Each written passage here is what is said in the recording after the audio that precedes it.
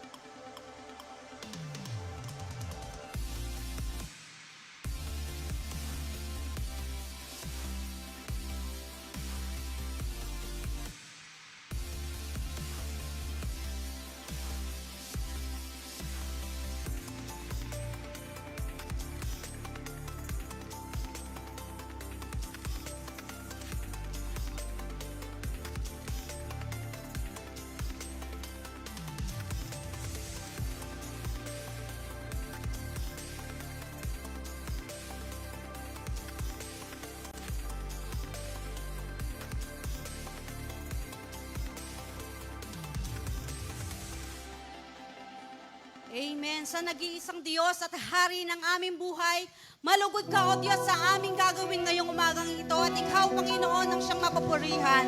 Amen. Palakpakan po natin ang ating Diyos. Bigay po natin the best na palakpak at papuri na tatangin sa ating Diyos na buhay. Amen. Praise God. Woo! Amen. Ikaw ay mabuti. Ikaw ay tapat. Nakarapat dapat papurihan at pasalamatan, O Diyos.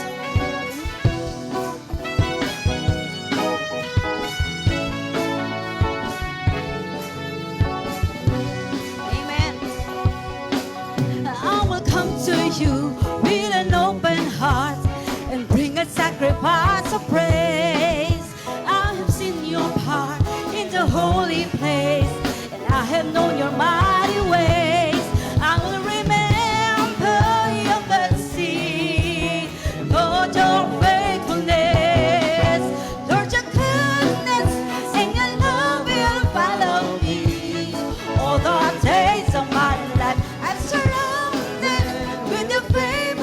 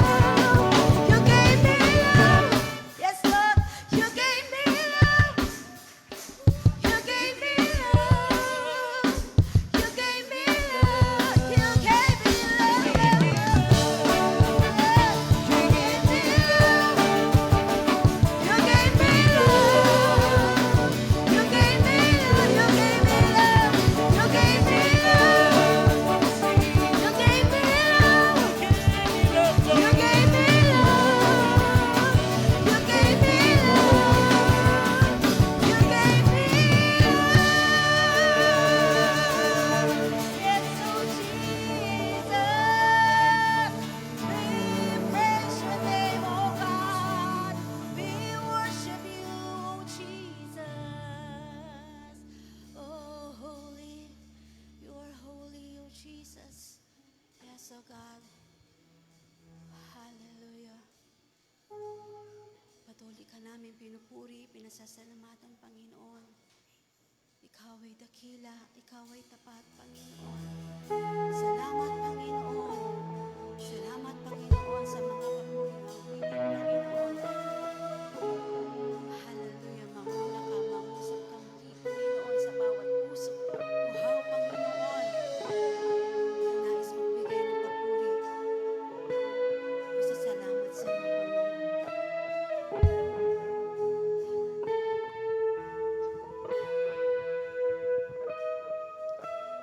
I just want to speak the name of Jesus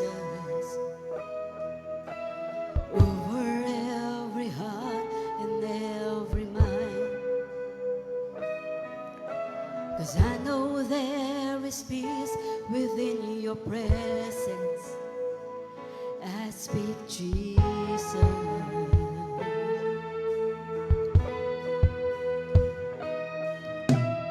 I just want to speak the name of Jesus till every dark addiction starts to break, declaring there is hope and there is freedom. I speak Jesus. 'Cause your name is power, your name is healing, your name is life. Break every stronghold, shine through the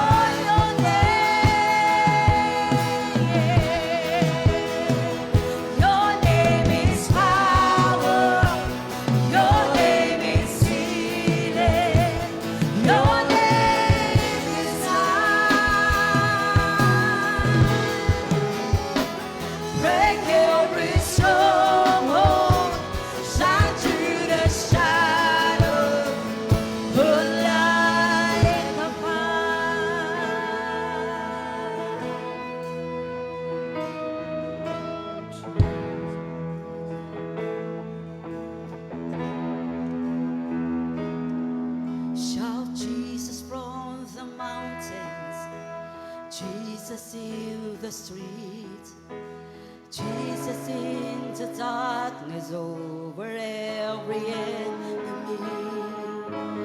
Jesus for my family, I speak the holy name. Jesus, oh shout Jesus, come on church, shout. Shout Jesus from the mountains, Jesus in the streets, Jesus in the darkness over every enemy. Jesus from my belly, I speak the holy name. Jesus, oh shout Jesus, shout Jesus. Shout Jesus from the mountains, Jesus in the streets, Jesus in the darkness over every enemy. Jesus from my belly, I speak the holy name. Jesus, one more time, shout Jesus.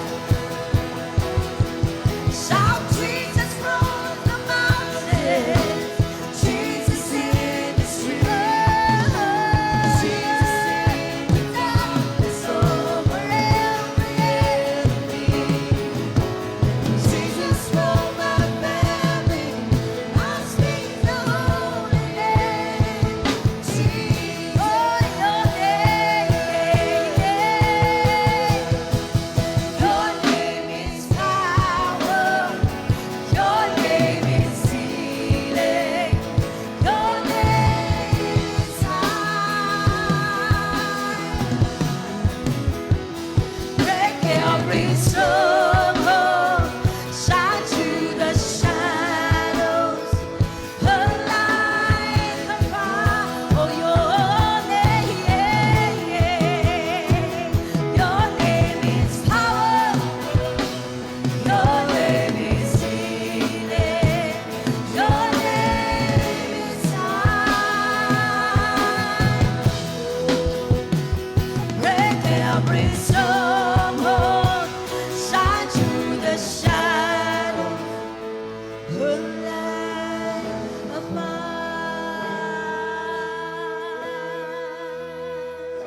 Oh, yes, Lord. Oh, Jesus. Oh, we worship you, God. Thank you, Jesus. Oh.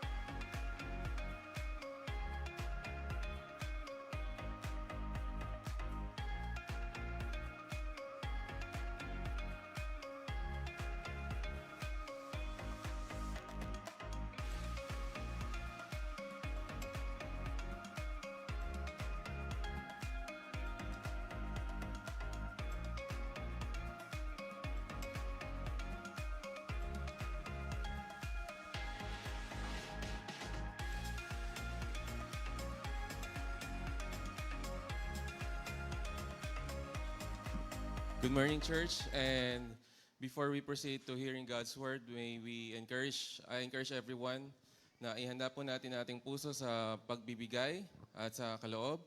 At we would also remind na ongoing pa rin po ang ating extended lot project. At salamat po sa Panginoon dahil although bayad na po ito at nasa atin na po yung titulo, of course, we still have some obligations para po doon sa mga kapatiran at mga sumuporta to lend some of their savings. So, nawa po tayo lahat ay makibahagi sa pagtugon po ng ating lote. At nang sa gayon po ay by Lord willing ay maumpisahan na rin po yung design at construction po ng building sa kabila. So for now, ginagamit muna po natin siyang parking.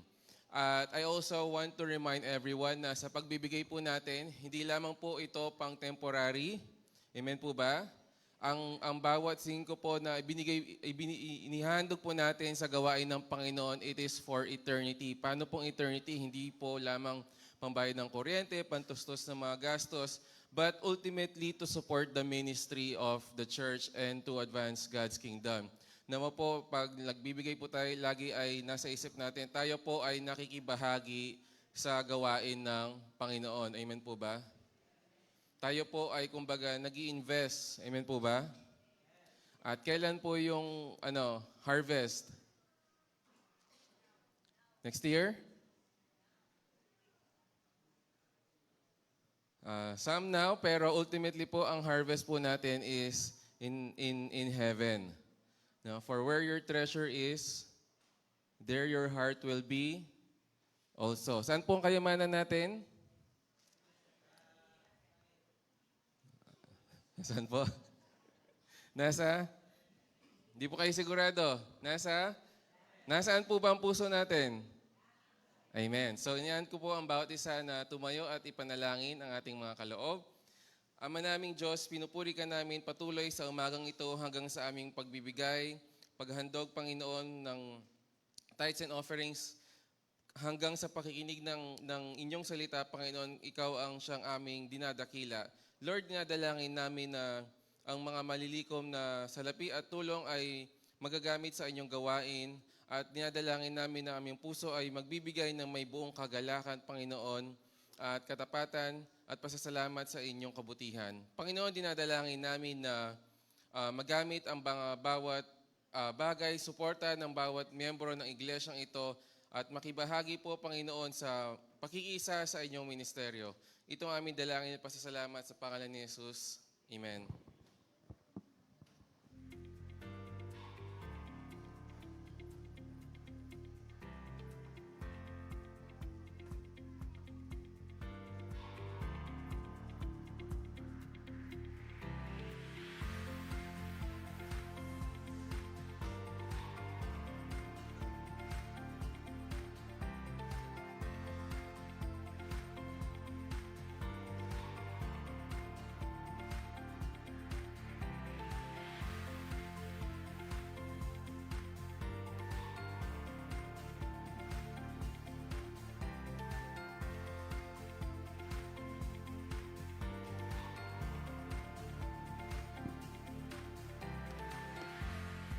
Ayan, may mga konting announcements lang po ang church, no?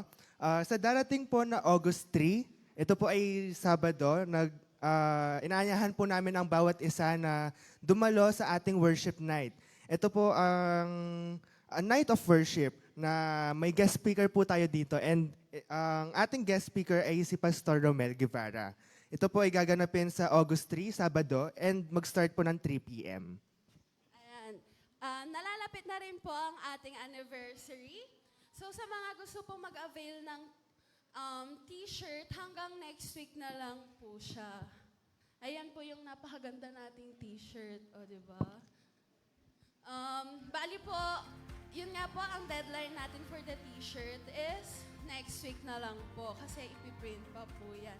So sa mga gusto pong mag-avail, pwede pong lumapit kay Ate Jess. Po, nasa likod. Ayan, for the last announcement po, yung mga brothers and sisters po na meron po tayong mga inaalagaan na toddlers or mga baby pa po, meron pong mga naka-reserve seats po tayo sa likuran and in-encourage po namin na doon po umupo yung mga brothers and sisters po natin na may mga inaalagaang bata para yung mga iba ay makapag-forward po ng kaunti. Yun lamang po. Maraming salamat.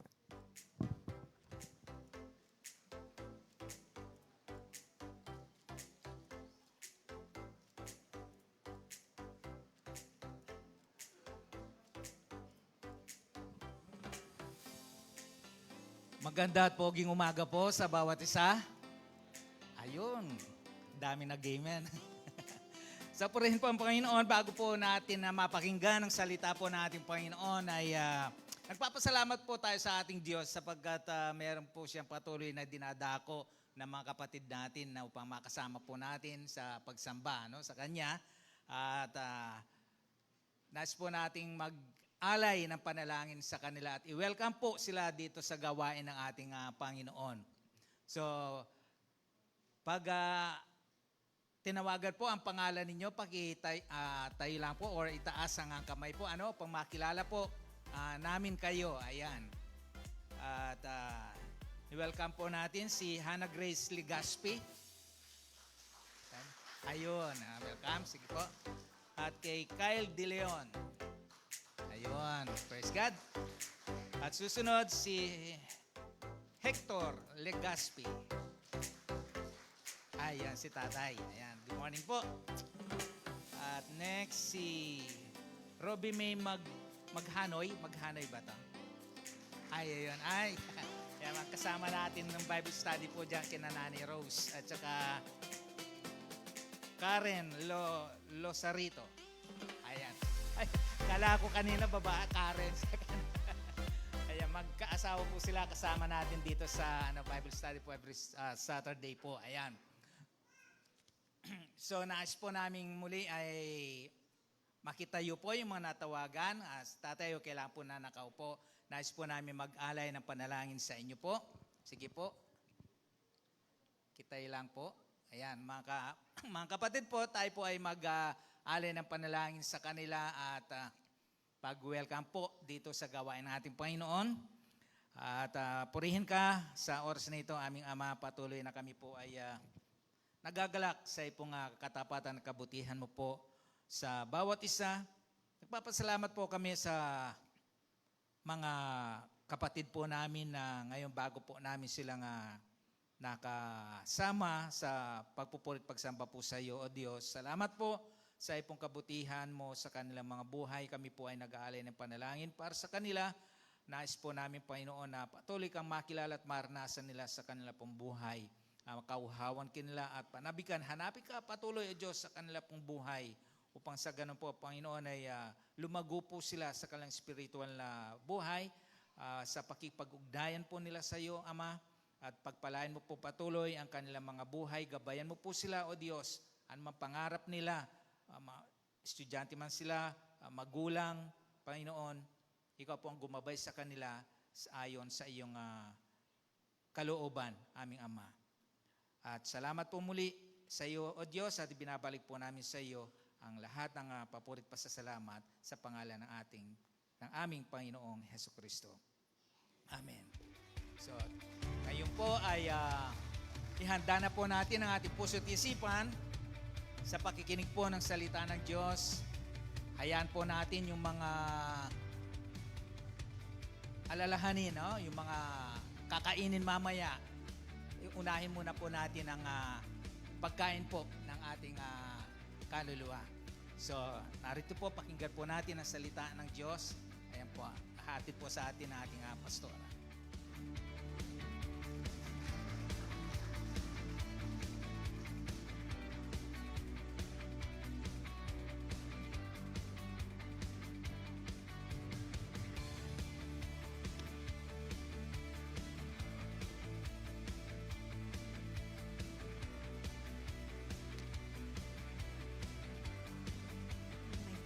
Magandang umaga po sa bawat isa. Mukhang mga seryoso kayo. Actually, malapit na po ang ating Thanksgiving anniversary no po, August 4, first Sunday po ng August. So meaning to say, sa susunod na linggo and after po nung linggong yon, isa pang linggo, yun na po ang ating Thanksgiving anniversary.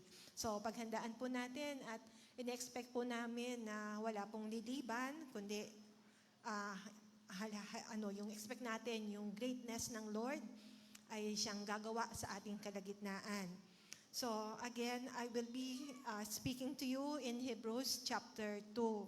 So for the past several months ay natapos ko po yung Hebrews chapter 1, 2 beses po yun, and then ito ngayon yung chapter 2. So I'm encouraging everybody to please rise up as we read Hebrews chapter 2. So I pray na you will bear with me. Warning to pay attention. We must pay the most careful attention, therefore, to what we have heard, so that we do not drift away. For since the message spoken through the angels was binding, and every violation and disobedience received its just punishment, how shall we escape if we ignore so great a salvation? This salvation, which was first announced by the Lord, was confirmed to us by those who heard him. God also testified to it by signs, wonders, and various miracles, and by gifts of the Holy Spirit distributed according to his will. It is not to angels that he has subjected the world to come, about which we are speaking, but there is a place where someone has testified. What is mankind that you are mindful of them? A son of man that you care for him. You made them a little lower than the angels. You crowned them with glory and honor, and put everything under their feet. In putting everything under them, God left nothing that is not subject to them. Yet at all present, we do not see everything subject to them, but we do see Jesus, who was made lower than the angels for a little while, now crowned with glory and honor, because he suffered death, so that by the grace of God, he might taste death for everyone.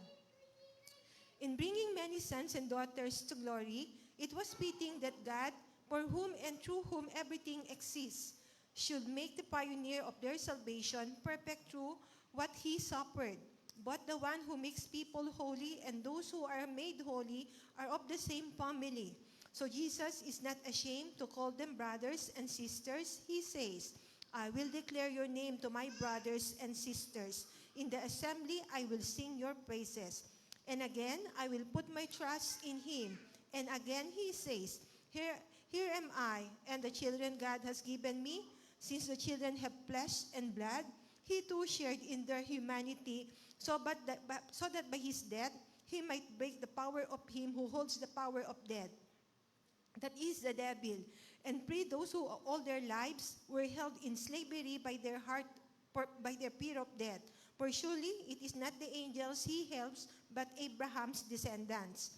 For this reason, he had to make like them, fully human in every way, in order that he might become a merciful and faithful high priest in service to God, and that he might make atonement for the sins of the people.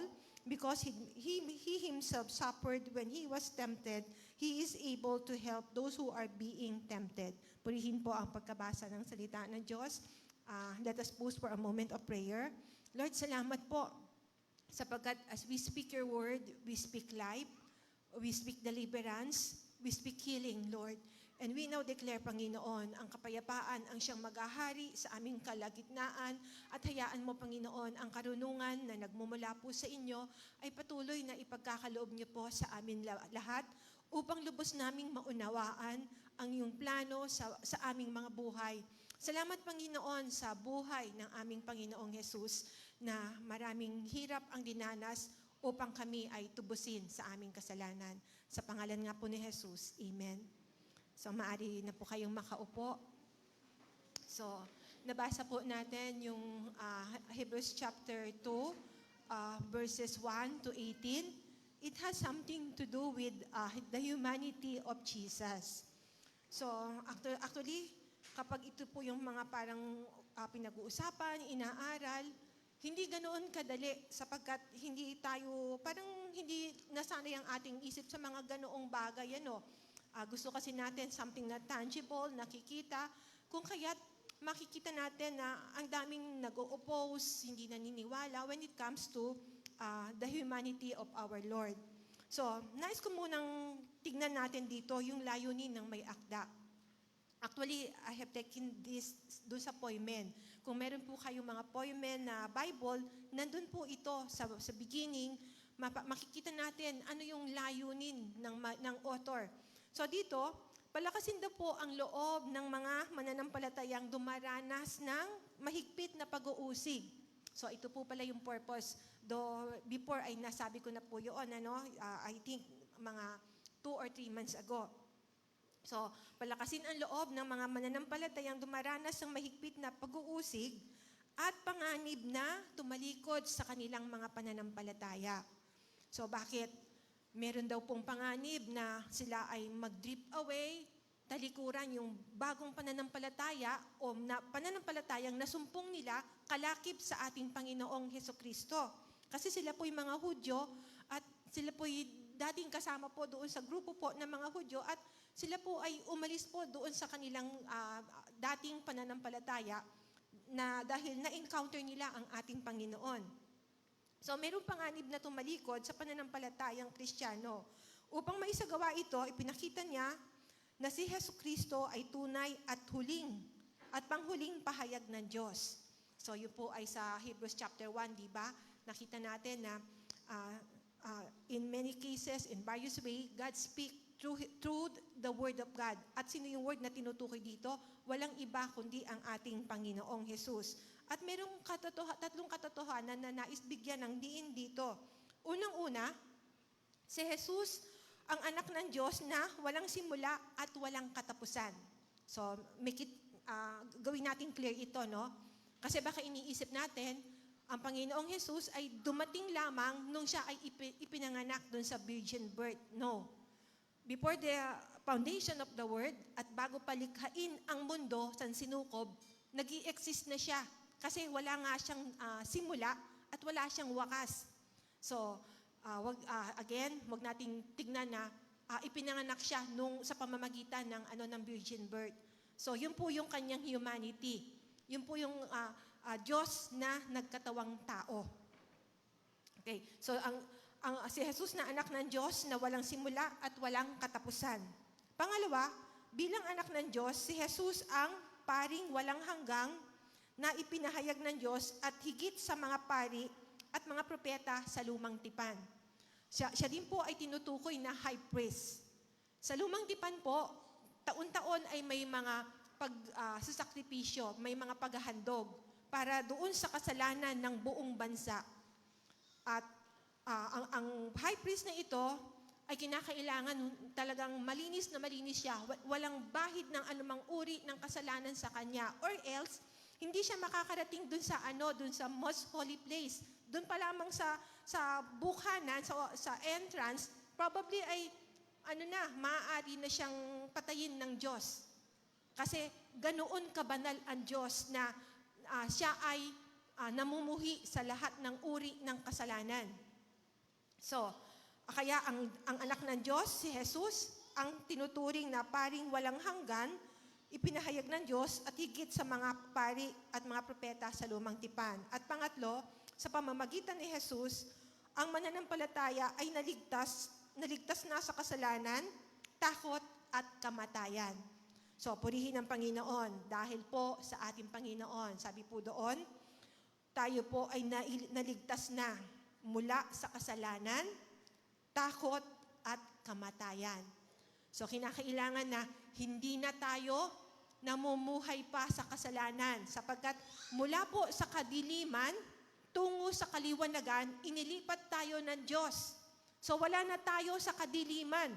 Tayo ay nasa liwanag na. At yun po ang nais ng Diyos sa atin. Mamuhay ayon sa liwanag, ayon sa kanyang katwiran.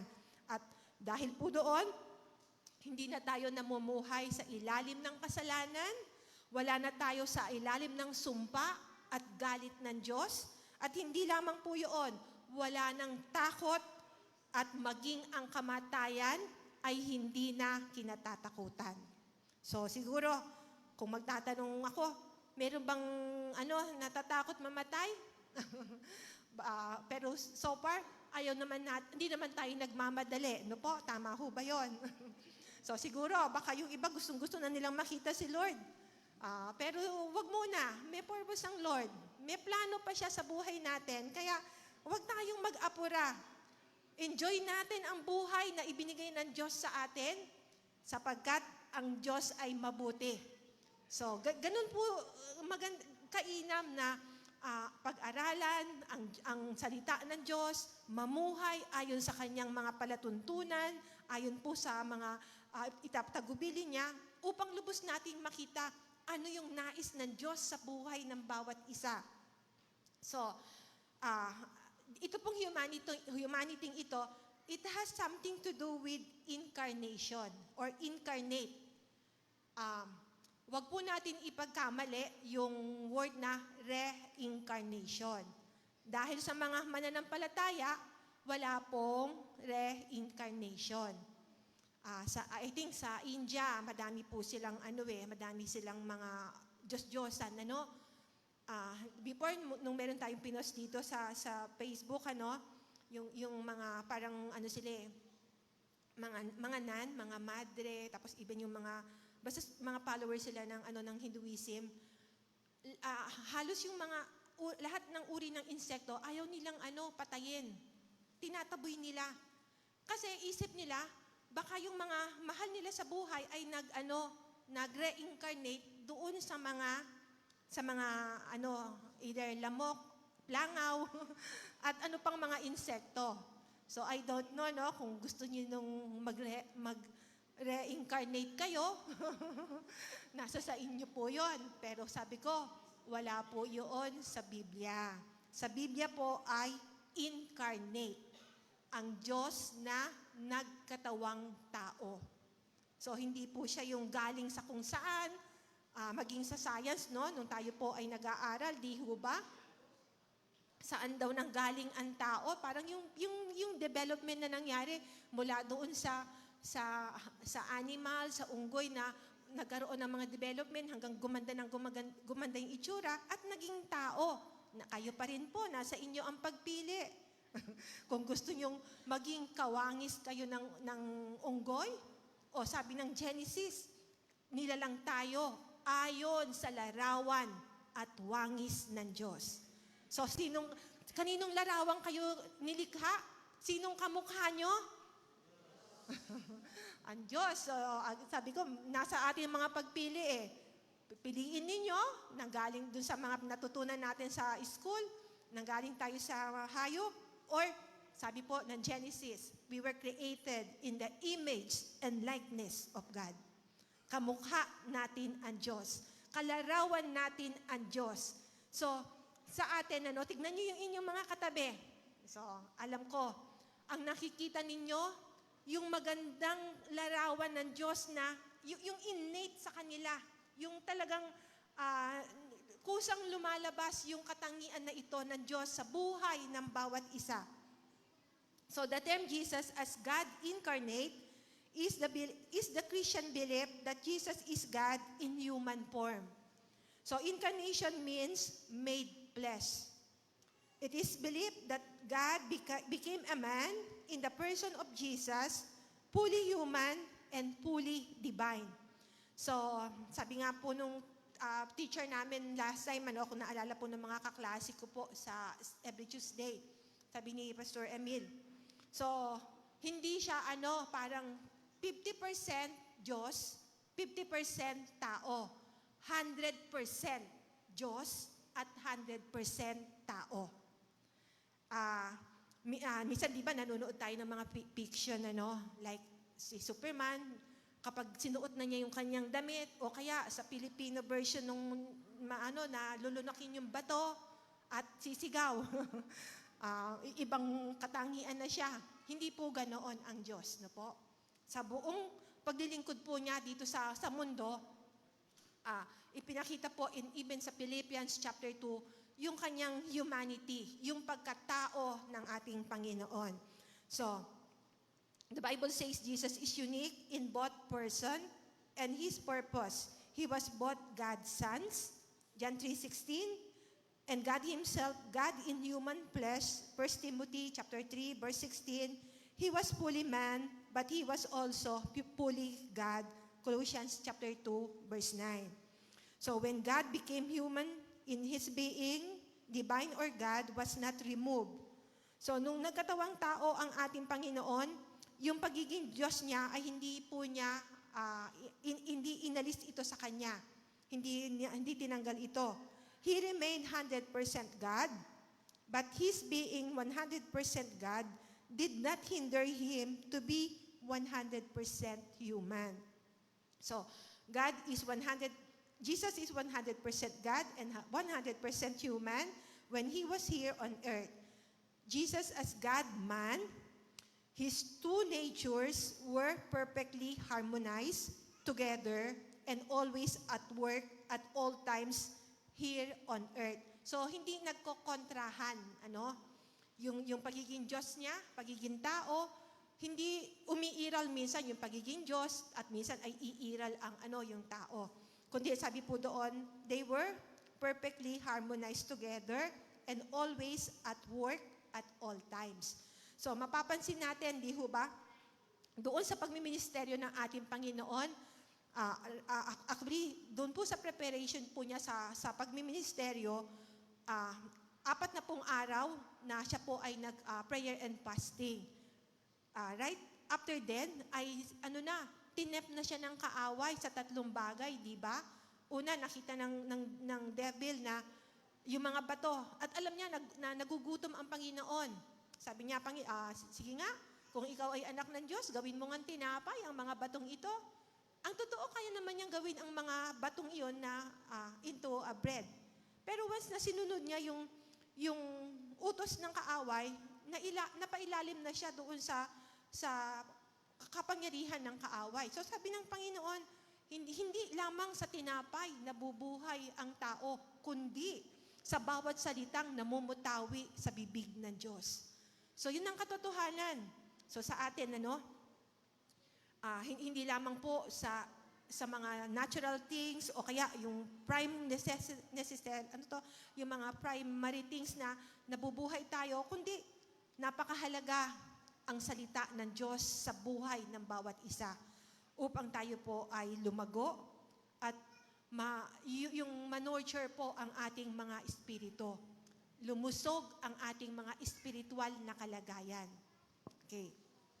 So, yun po ang humanity, yun po yung incarnation na tinatawag, God in human form, ang Diyos na nagkatawang tao. Dito po sa Hebrews chapter 2, verses 1 to 4, unang-una, meron pong warning from Christ. Ano yung warning dito? Actually, meron command di po ba? Ano yung command? Sabi po doon, the command, don't drift from God's message of truth. And pangalawa, don't drift. Wag daw tayong ma-carried away doon sa mensahe na ating tinanggap. Sa panahon kasi ngayon, ang dami nating napapakinggan no po? At kung hindi po tayo magiging maingat, ay marahil madaya tayo nung mga napapanood natin, napapakinggan natin, naririnig natin. And actually, ang dami po talagang mahuhusay Ang gagaling nila mag-quote ng scripture. Pero kung tutunghayan ninyo, kung isi-search ninyo yung buhay ng mga taong ito, napakalaking question mark. Kasi hindi po totoo yung mga pinapahayag nila. So probably, mauunawaan ninyo sino yung tinutukoy kong taong yun. Ang galing-galing, nagko-quote. But most of them ay out of context. Kukuha dito, pulot doon, dagdag dito, bawas. Hindi po yun ang tamang ng scripture. Hindi po ito ang tama. Tignan natin ano yung konteksto, kanino ipinapahayag, at ano yung layunin. So lahat po ng yun. Kaya yung pag-aaral, pagsisearch ng scripture, ay hindi po ganun kadali. Minsan talagang ma-expose ka at kailangan mong manalangin, Panginoon, hindi ko maunawaan. Bigyan mo, i-enlighten mo ang isip ko upang maunawaan ko ano yung mga bagay na nais mong ipahayag dito. So sabi ko nga, meron ang husay-husay, napakagaling niya, talagang nakikipagdebate. Pero alam niyo kung paanong murahin yung iba, nakakatakot pakinggan. Kasi ito po yung pagpapakita na hindi tunay yung kanilang ipinapahayag. Kasi sabi po, sa pamamagitan ng kanilang mga bunga, makikilala nyo sila. So ano yung namumutawi sa bibig nila? Ano yung buhay na meron sila? Malalaman natin kung sila ay nasa katotohanan o sila ay nasa kadiliman. So, meron po dito, basahin ko po sa Tagalog. Kaya nga, dapat lalong nating panghawakang mabuti ang mga narinig natin upang hindi tayo maligaw. So, yun po yung nais ng author ng Hebreo. Upang hindi tayo maligaw. Hindi tayo madaya ng mga taong ang gagaling, ang huhusay mag-explain, but I have said while ago, out of context at mali po yung kanilang interpretation. Hindi po tama. At yung buhay nila ay taliwas doon sa mga ipinapangaral nila. So sabi po dito, dapat lalo nating panghawakang mabuti ang mga narinig natin upang hindi tayo maligaw. Ang mensaheng ipinahayag sa pamamagitan ng mga anghel na napatunayang totoo at sino mang lumabag o hindi sumunod dito ay tumanggap ng kaukulang parusa. Gayun din naman, paano tayo makakaiwas sa parusa kung hindi natin pahahalagahan ang napakadakilang kaligtasang ito? So nasa atin na yung kaligtasan eh. Sabi po doon, kung hindi daw natin pahahalagahan yung kaligtasan na ating tinanggap, ay, sabi po doon, paano tayo makakaiwas doon sa parusa na naghihintay sa atin? So, lubhang napakapanganib. Lubhang nakakatakot yung panahon, kung iwawalang bahala natin yung mabuting balita, yung kaligtasan na tinanggap natin, at parang sige, bahala na kung ano na lang mangyari sa buhay ko. Hindi po. Kung ang sasakyan nga po, merong mga reserbang gulong eh. Ang buhay natin, wala po tayong reserba. Kaya dapat hindi natin tinetake for granted ang buhay na mula sa Diyos. Pahalagahan po natin ang buhay na ito kasi isang beses lang po tayo dadaan sa mundong ito. At yung buhay na ito, isa lang ito, hindi naman po tayo tulad ng mga pusa. Ilan daw ang buhay ng pusa? Buti pa ang pusa, siya mambuhay. Pero tayo, isa lang ang buhay natin. Kaya napakahalaga na pahalagahan natin ang buhay natin. At isipin natin, yung gospel na tinanggap natin, sabi po, gayon din pa naman, paano tayo makakaiwas sa parusa kung hindi natin pahahalagahan ang napakadakilang kaligtasang ito. Ang Panginoon ang unang nagpahayag ng kaligtasang ito, at ang mga nakarinig sa Kanya ang nagpatunay sa atin na ito'y totoo. Pinatunayan din ito ng Diyos sa pamamagitan ng mga kahangahangang tanda at ng iba't ibang himala at sa pamamagitan ng mga kaloob ng Espiritu Santo na ipinamahagi niya ayon sa Kanyang sariling kalooban. So again, as we go back doon sa mga points natin, the command.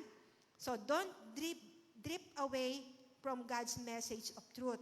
So wag daw tayo makerid, matangay, maanod, o walang bahala natin yung tinanggap natin na mensahe mula sa Diyos, God's message of truth.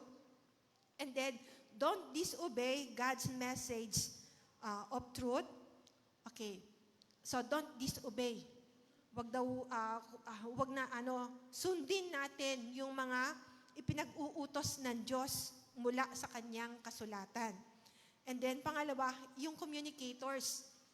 Well, ang communicators na tinutukoy dito, verse 3, this salvation preached by Jesus and His apostles. And letter C, the confirmation, the gospel message was confirmed by signs, wonders, and various miracles. So, pinapakita na ang mensahe ng Diyos, yung kaligtasan na ito, kasunod po nito yung mga signs, wonders, and miracles. So sa pagtanggap po natin nung gospel na ito, may mga pagbabagong naganap sa buhay natin. Maraming mga pagbabagong ginagawa ang Diyos sa atin. And nakikita natin, as we go on with the scripture, and as we go on with the fellowship, with the brethren, ay lumalago po tayo. Marami po tayong natututunan at ang Diyos mismo ang nagtuturo sa atin mula sa kanyang mga salita. And next, we will go to the work of Christ. Here, we have Christ's sovereignty. Again, sa Hebrews chapter 2, so verses 5 to 8, tatlo po yung points ko dito. Christ created all people to have dominion, rule over it all.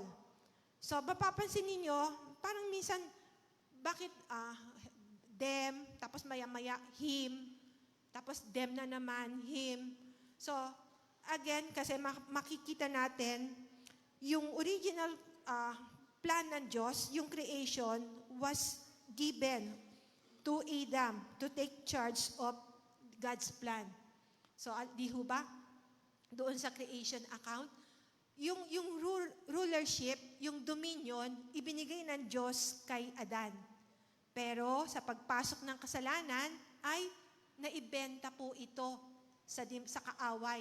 Ibinigay po niya ng kusa dahil nadaya siya, kung kaya't ay naibigay po niya yung dominion na ito, yung rulership na ito sa kaaway. Kaya dito po, Christ created all people to have dominion or rule over it all. Nais ng Diyos na yung pamamahalang ito ay maibalik na muli sa kanyang creation. Ano po? So, it is not to angels that He has subjected the world to come, about which we are speaking, but there is a place where someone has testified, what is mankind? That you are mindful of them. Okay? A son of man. So ito po yung sinasabi ko kasi parang minsan hindi natin maintindihan sino ito? Them. Tapos bigla, a son of man that you care for him. And then, you made them a little lower than the angels. You crowned them with glory and honor and put everything under their feet.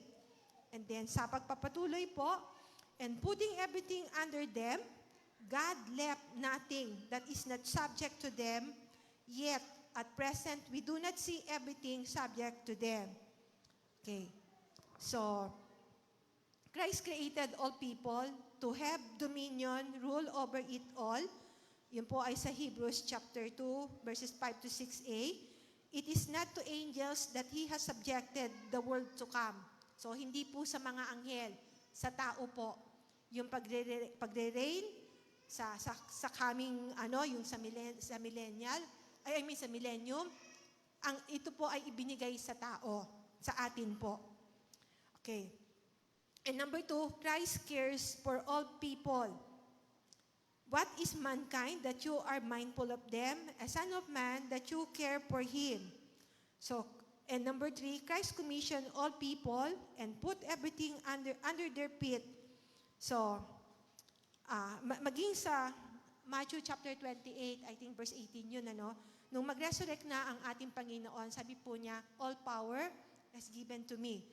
Kaya yung kapangyarihan na yon ay ibinibigay din po sa mga mananampalataya for us to have the power to share the good news of salvation.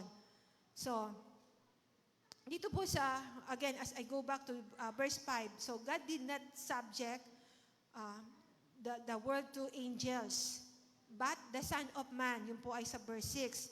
So, yung rulership, yung dominion, ibinalik po doon sa Son of Man, in charge of this world.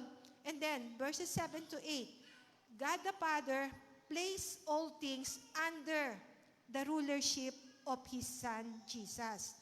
So, ano po yung parang word na umano dito, sabi po kasi, yung God crowned him with glory and honor.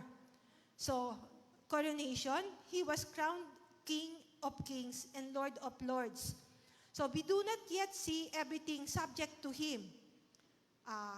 Do parang nakikita natin na hindi naman talaga lahat ay parang subject pa sa kapangyarihan ng Diyos o ng tao, pero ito ay sa darating na panahon. He is the King, yet the kingdom of God has not yet been consummated.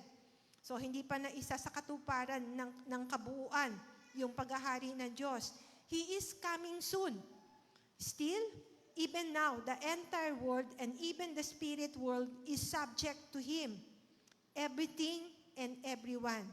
So, He has been crowned with glory and honor, and everything is subject to Him. So, sa ministry ng ating Panginoon, di ho ba? Ang dami po niyang mga na-encounter na mga tao na may mga possessed by the demons. So, immediately kapag na-encounter nila ang Panginoon, natatakot na agad sila. Dumating ka ba dito para usigin kami? Yun ang nila agad sa ating Panginoon eh. Saan kami pupunta? Yun ang gusto nila. Saan kami pupunta? Kaya, even the devil recognized the power of Jesus. Kaya dito po kahit na hindi pa nako-consummate o hindi pa talaga fully na isa sa katuparan itong kingdom of God na ito, pero somehow sabi po doon, even now the entire world and even the spirit the spirit world is subject to him. Lahat ng ito sa mundo, sa langit, sa lupa at sa ilalim ng lupa ay nasa ilalim ng kapangyarihan ng ating Panginoon. At ito ay pagpapakita nung siya po ay nabuhay mula sa mga patay, nag-resurrect siya, yung kapangyarihan na ito ay binawi niya. Kinuha po niya ulit sa kaaway. So, okay, yun po, no? Christ's sovereignty, Christ created all people, and then Christ cares for all people, and Christ commissioned all people. Next po, Christ's obedience to the Father. Ito po ay sa chapter 2, verse 9a. Christ agreed to come to earth and become lower than the angels. So, probably sa pag-uusap, kasi beforehand, di ho ba? Sa Diyos kasi wala naman pong pagkakamali eh. Nung mahulog sa kasalanan ang sina Adan at Eva, hindi ito parang aksidente sa Diyos. Ay, nagkamali ako ng nilikha. Beforehand, alam na ng Diyos na magpo-fall sila into sin. Mahuhulog sila. Kaya lahat yun ay planado na sa Diyos eh. Lahat yun ay meron ng before the foundation of the world, nakaplano na ang lahat ng ito. Parang step by step, alam na ng Diyos yung kanyang gagawin. Meron na po siyang remedy sa lahat ng ito. So, kaya po dito, sa Christ's obedience to the Father, so Christ agreed to come to earth and become lower than the angels. So, pumayag ang Diyos anak, natutungo siya sa lupa at magiging mas bababa siya sa mga anghel. In what sense? Magiging mas mababa siya sa mga anghel. Ang mga anghel po kasi, hindi po sila namamatay. Pero ang ating Panginoon, dahil nga po, nag-incarnate siya, nagkatawan tao, in the form of man, human form, pero Diyos pa rin. Sabi nga, 100% God and 100% human. Pero sabi ko nga po, what does it mean? He has, yung sabi po doon, agreed to come to earth and become lower than the angels. Mas mababa sa mga anghel. Kasi, yung mga anghel po, hindi po sila namamatay. Wala silang kamatayan. Kaya, nakita natin, even doon sa creation account, nung ang tao'y magkasala, tapos yung isang puno doon ng mabuti at masama, pinabantayan yun ng Diyos doon sa angel of parang may fire na lumalagos po yung apoy, Kaya hindi pwedeng lumapit sina Adan at Eva doon sa puno. Dahil pinabantayan ito ng Diyos. Dahil once na makakain nila ito, for eternity, hindi na po sila mamamatay. So, Christ's obedience to the Father, to come to earth and become lower than the angels. And letter C, Christ's redemptive work. Meron pong ilan mga references po dito sa redemptive work na ito sa Colossians chapter 2, verse 14 to 15. So sabi po ng Colossians, pinawalang bisa ang lahat ng naisulat sa alituntunin laban sa atin. Pati ang mga pananagutang kaugnay nito, pinawi niya ang lahat ng ito nang ipako siya sa krus. Okay, verse 15. Sa pamamagitan ng kanyang kamatayan sa krus, nilupig niya ang mga pinuno at kapangyarihan ng sanlibutan. Ang mga ito'y parang mga bihag na kanyang ipinarada sa madla bilang katunayan ng kanyang pagtatagumpay. Sa English po, sabi po, nung Colossians chapter 2, verse 14, having canceled the charge of our legal indebtedness. So, yung pagkakautang po natin, legal po yun Kasi di ho ba, parang kusang ibinigay sa kaaway, yung rulership, yung dominion.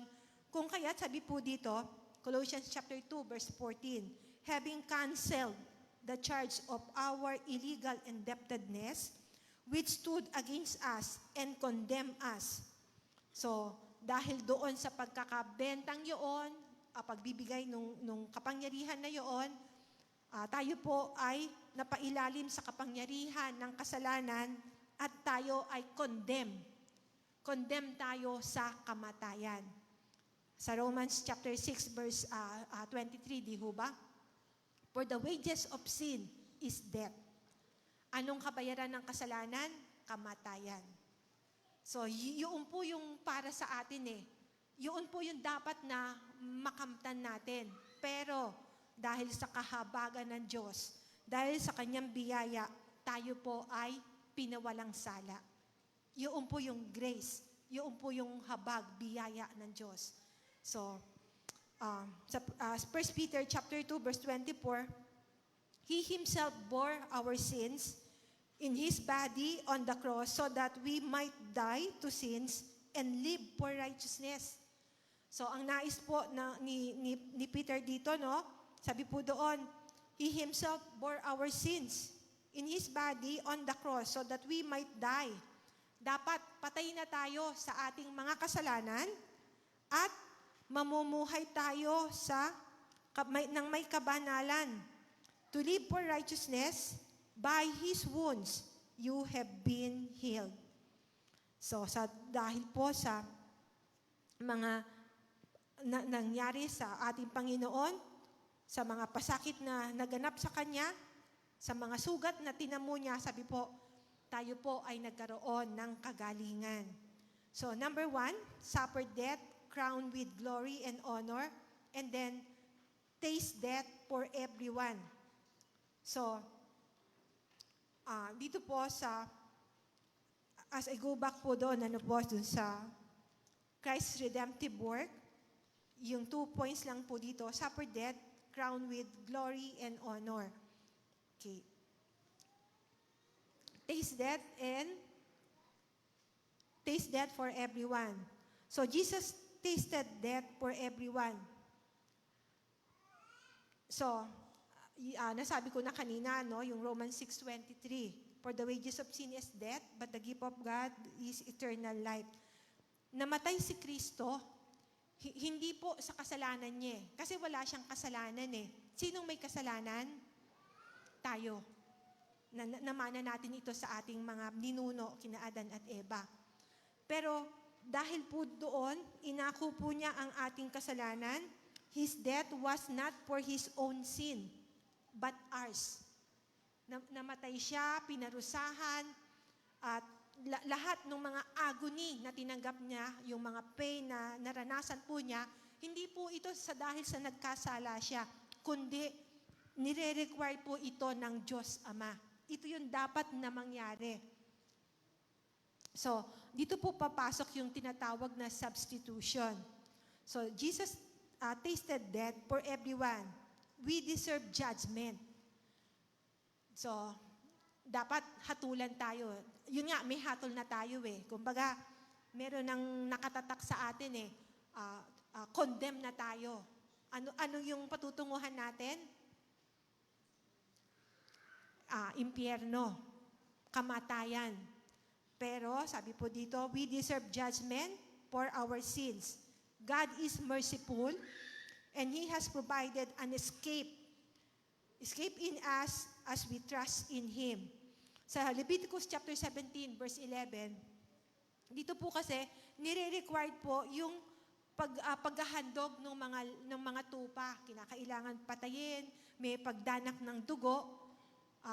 Sa Leviticus 17:11, for the life of a creature is in the blood, and I have appointed it to you to make atonement on the altar for your lives, since it is a live blood that makes atonement. So, substitution, atonement, halos parang magkakahawig po ito. Kasi po yung atonement, reconciliation of God and mankind through Jesus Christ. So dati, kaaway tayo ng Diyos. Dati, galit ang Diyos sa atin at tayo ay nasa ilalim ng galit, ng sumpa, at ano yung destination natin? Kamatayan, impyerno. Pero dahil sa kahabagan ng Diyos, binigay niya yung kanyang anak as our substitute. So, imagine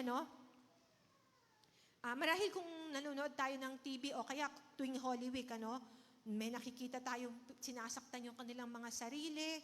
Tapos, I don't know kung for what reason, gustong-gusto nilang nagpapapako sa krus. Gusto siguro nilang maranasan kung ano yung pain, yung agony na naranasan ng Panginoon.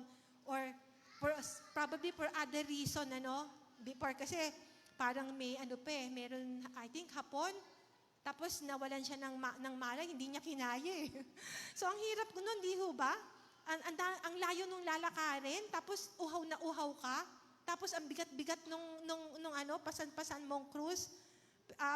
Hindi ko alam kung gaano katotoo yun na kapag pinapalo nagtatalsikan yung dugo, siguro parang na lang parang dinadaya na lang, di na talaga as in totoong dugo yun.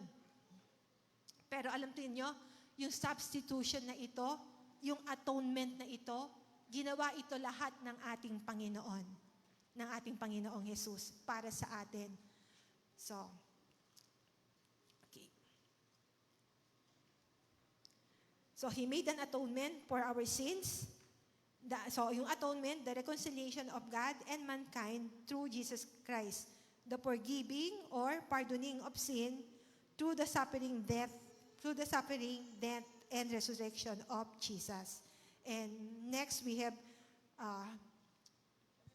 Christ. Okay.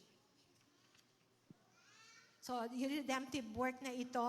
And next po, letter D. Yung triumphant deliverer. Our Jesus, the triumphant deliverer. So, delivered us from the power of death. And then, destroyed the devil, delivered us from fear of death, delivered the slaves from bondage, and number 2, delivered us from the power of sin. So, ito po yung triumphant deliverer. Walang iba kundi ang ating Panginoong Jesus. So, tayo po ay pinalaya sa kapangyarihan ng kamatayan. So, actually, hindi lang ito yung tinutukoy na physical death Kasi lahat naman, kung hindi pa natin aabutin yung rapture, yung meeting in the air with the Lord, at buhay tayo, so hindi natin mararanasan yung kamatayan. Kasi dadatnan tayo ng rapture. Pero sa iba probably na mararanasan tong death na ito, physical death, pero actually, yung death dito, hindi lang yung physical. So yung eternal and spiritual. Pero ano na tayo din nilagpasan na po natin yun Hindi na tayo dadaan doon sa tinatawag na eternal and spiritual death. Kasi nakipag-isa na tayo kay Kristo.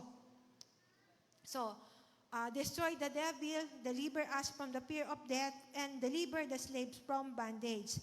And then, deliver us from the power of sin.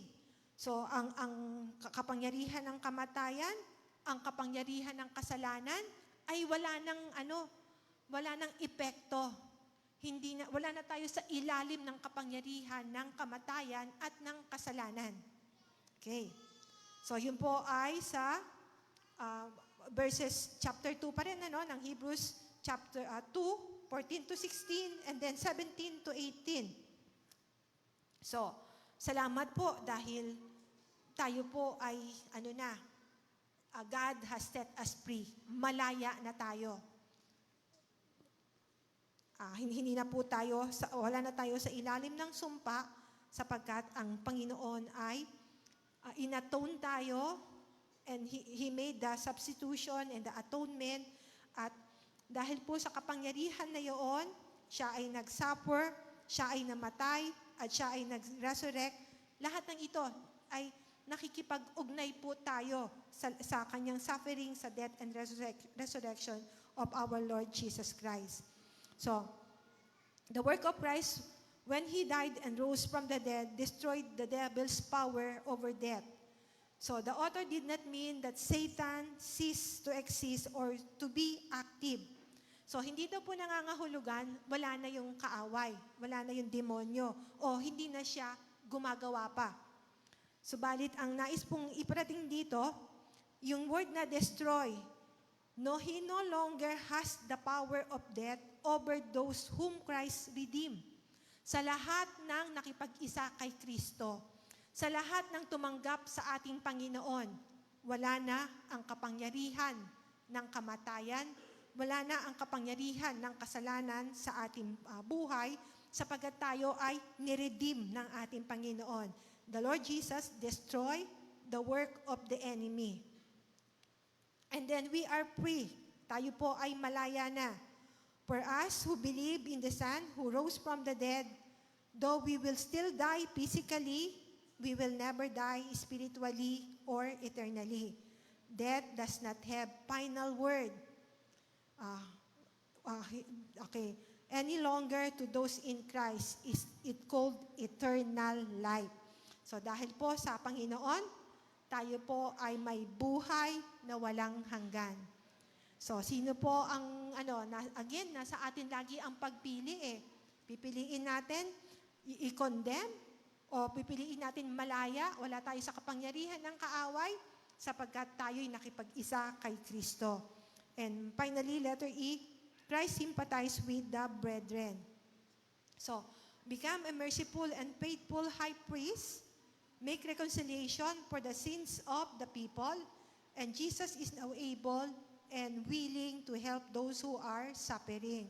So, ano yung tinutukoy po doon ng merciful and faithful high priest, and then make reconciliation for the sins of the people, and Jesus is now able and willing to help those who are who are suffering.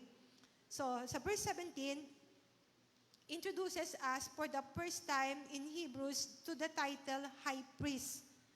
So, High Priest, ito po yung major theme ng aklat po ng Hebrews. It appears in every chapter, starting from chapter 2 hanggang 10. Makikita yung word na High Priest. So, High Priest is a mediator. So, siya po ay tagapamagitan. And we do know, di ba, ang ating Panginoon, Jesus ay mediator between God and man. Okay. It is our sinful state. In our sinful state, we cannot approach God.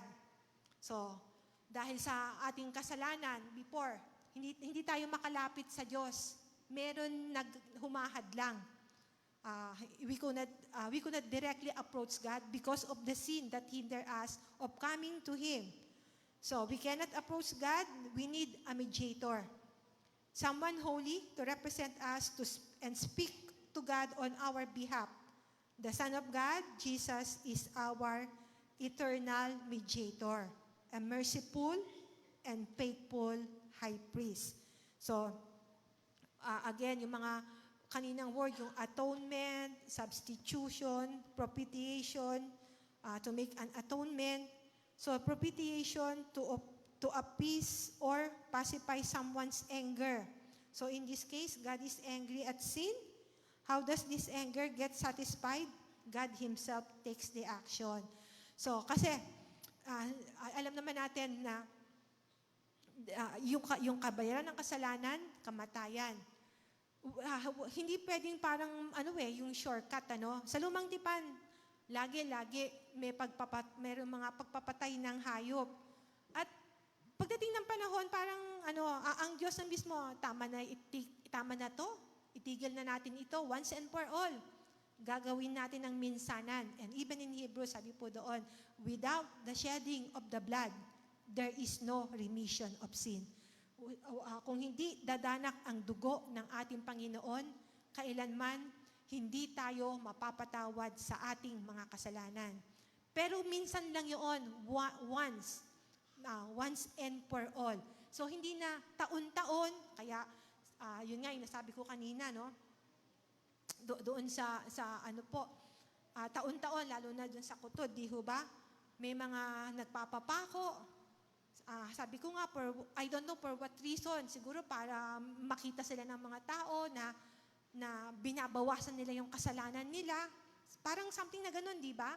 Pagbabawas ng kasalanan. Kasi makita nyo, maya-maya, after po nung mga pagpapasan ng mga krus, may grupo-grupo na doon at meron yung lapad na bit-bit.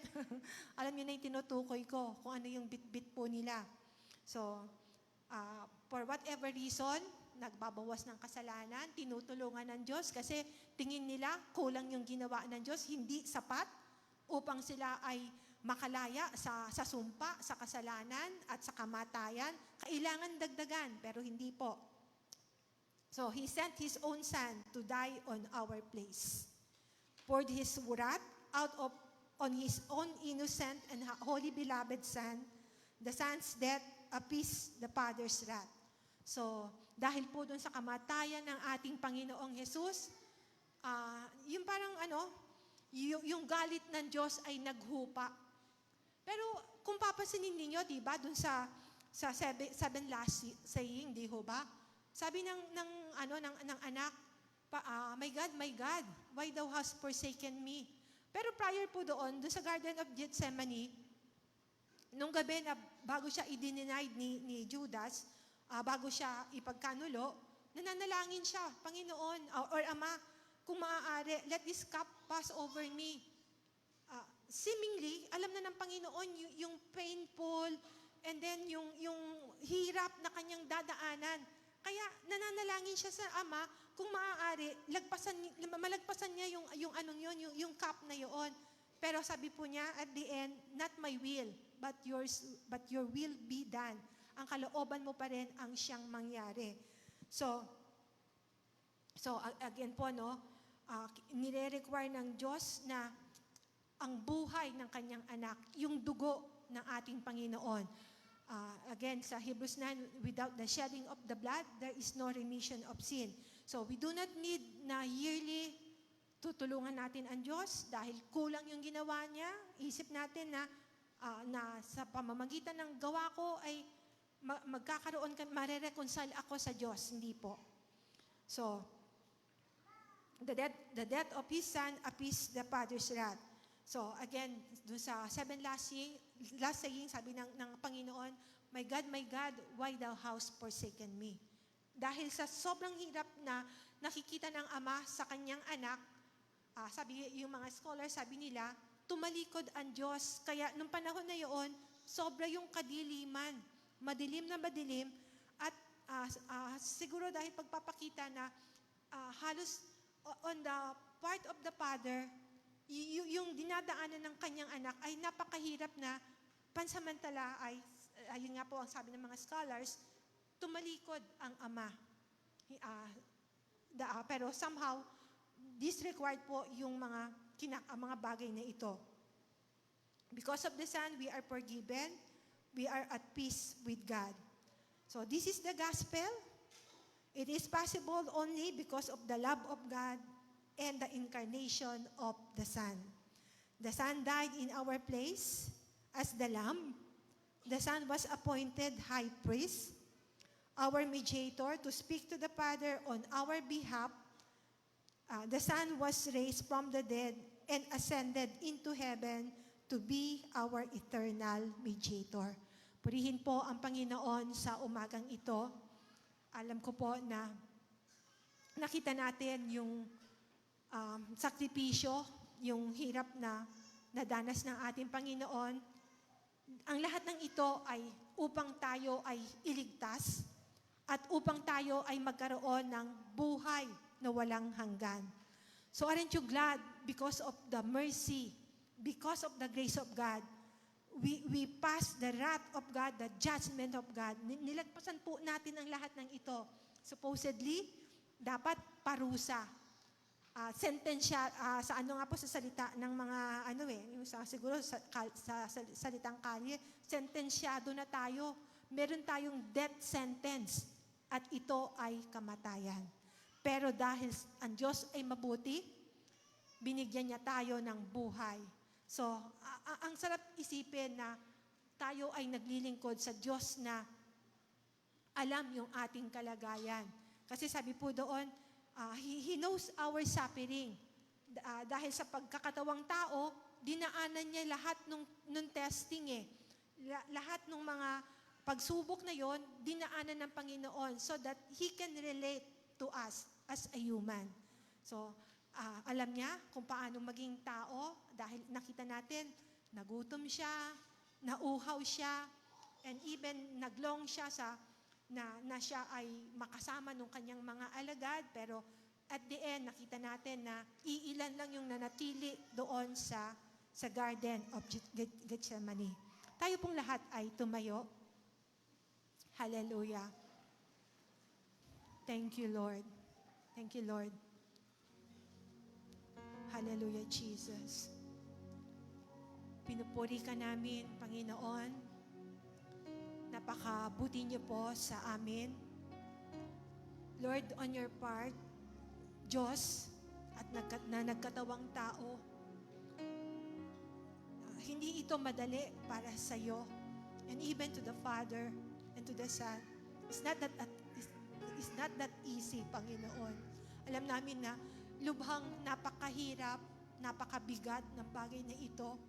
Subalit, dahil sa pag-ibig mo sa amin, kung kaya't pinadala mo ang iyong anak upang kami ay tubusin sa aming mga kasalanan. Salamat po, Panginoon, sa katubusan ng aming mga kasalanan. Salamat, Panginoon, sapagkat wala na kami sa ilalim ng sumpa ng kamatayan at ng kasalanan at wala nang kapangyarihan ang kaaway sa aming mga buhay. Sapagkat Ikaw, Panginoon, ang siyang naghahari sa aming mga buhay, sa aming mga puso, at sa lahat-lahat sa amin, Panginoon, Ikaw ang naghahari. Ikaw ang Panginoon at aming tagapagligtas. Panginoon, maraming salamat sa mga katotohanan ito na aming natunghayan sa umagang ito. Hinihiling po namin, Lord, as the challenge na for us not to drift away. Huwag kaming mawawalan ng loob, huwag kaming panghihinaan ng loob, at manatili kami doon sa katotohanan ng iyong mga salita upang masumpungan mo kami, Panginoon, na nagtatapat at naglilingkod sa inyo. Salamat po, Panginoon, sa mga kapatid po namin. Patuloy na nagkakaroon ng pagkauhaw, pagkagutom sa iyong mga salita. Salamat, Panginoon, mayroon mga pagbabagong nagaganap sa kanilang mga buhay. Sapagkat ang salita mo ay makapangyarihan at ito ay nagbabago ng buhay ng mga taong nagnanais na sumunod sa inyo. Kaya dakilan Diyos, patuloy po kaming umaasa at amin pong ibinibigay ang lahat-lahat sa inyo, Panginoon, at nagpapasalamat po kami sa kaligtasan na hatid niyo po sa aming mga buhay. Lord, sa umagang ito, amin po dinadalangin ang mga kapatid namin, lahat-lahat po sa buong linggong ito, as they go back to their work, as they go back to schools, as they manage their businesses, ano man po yung mga bagay na kanilang ginagawa, mga nagtatrabaho, Samahan niyo po ang bawat isa. Salamat, Panginoon, sapagkat iniingatan niyo po ang iyong mga anak. Sinusubaybayan niyo po sila at patuloy na ang iyong presensya ay sumasa amin. Kaya dakilang Diyos, sinihiling po namin ang iyong masaganang pagpapala ay ibubuhos mo sa iyong mga anak. Dinadalangin po namin, Panginoon, na ang presensya mo ay lagi mararanasan namin. Ang presensya mo ay sa aming lahat. Kaya dakilang Diyos, amin na pong tinatagubilin ang lahat ng ito na may pagtitiwala at pag-asa, Panginoon, sa iyong muling pagbabalik. Salamat po.